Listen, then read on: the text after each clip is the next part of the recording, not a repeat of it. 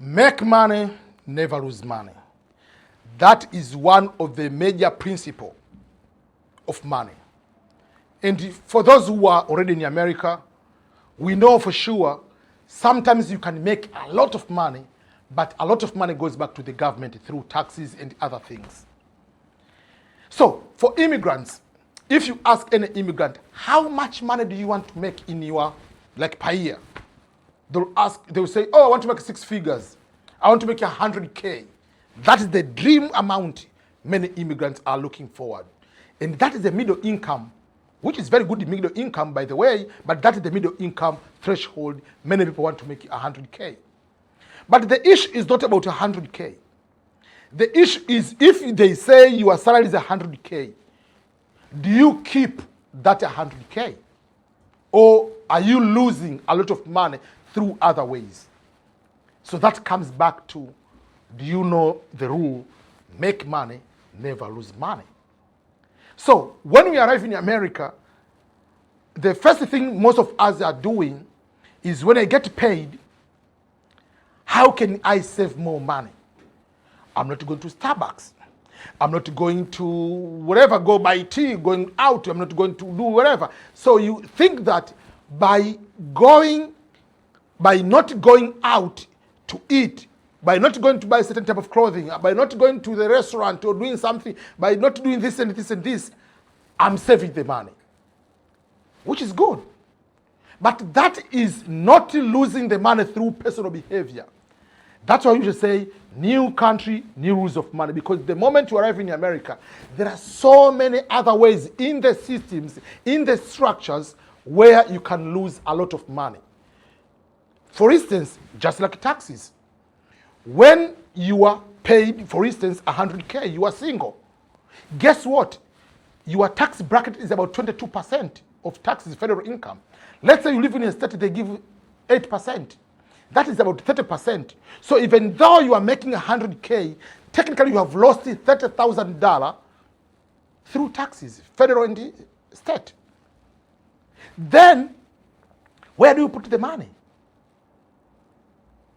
Some people, they go there, put the money into, let's say, 401K or other systems where you have to pay the management fees sometimes.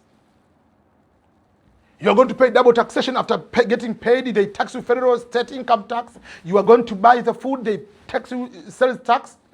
You let me get the Bitcoin, they're going to charge you capital gain tax. Guess what? If you die, they are going to tax you estate tax. So they are going to, so there are so many ways you're going to lose the money. So what you need to do is, no matter what, that's why we say you have to learn the money in the country where you are, because the rules of the rules of money in the United States, the rules of the country are vastly different from the rules in Ghana, rules in Liberia, rules in Sierra Leone, rules in Kenya, rules in Tanzania. They are different. So you have to focus, learn these kind of things. Don't be too excited, I'm making 100K. But in the end, you are remaining with 70K.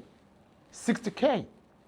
In addition to that, you are paying more on taxes. You are losing through fees. You are losing through inflation. You are losing through so many ways. So by understanding that under no circumstances, whether through personal behavior, through systems and structures in place, I'm not losing the money. That is something you need to do as soon as possible. Let me give an example of Lionel Messi, for instance. Lionel Messi is playing for Inter Miami. Is getting paid over 200 million US dollars. Guess how much is the tax bracket of Lionel Messi? About 37% is the federal income tax. Add maybe, let's say 3 to 4%, whatever. Go to state income tax, goes to 40%. Yes, Lionel Messi is playing in Inter Miami, which is Florida. Florida doesn't have state income tax, but the rules of NBA, NFL, MLB, whatever those professional sport in the US, in any state you go to play, they charge you state income tax of that particular state. For professional players, it's different.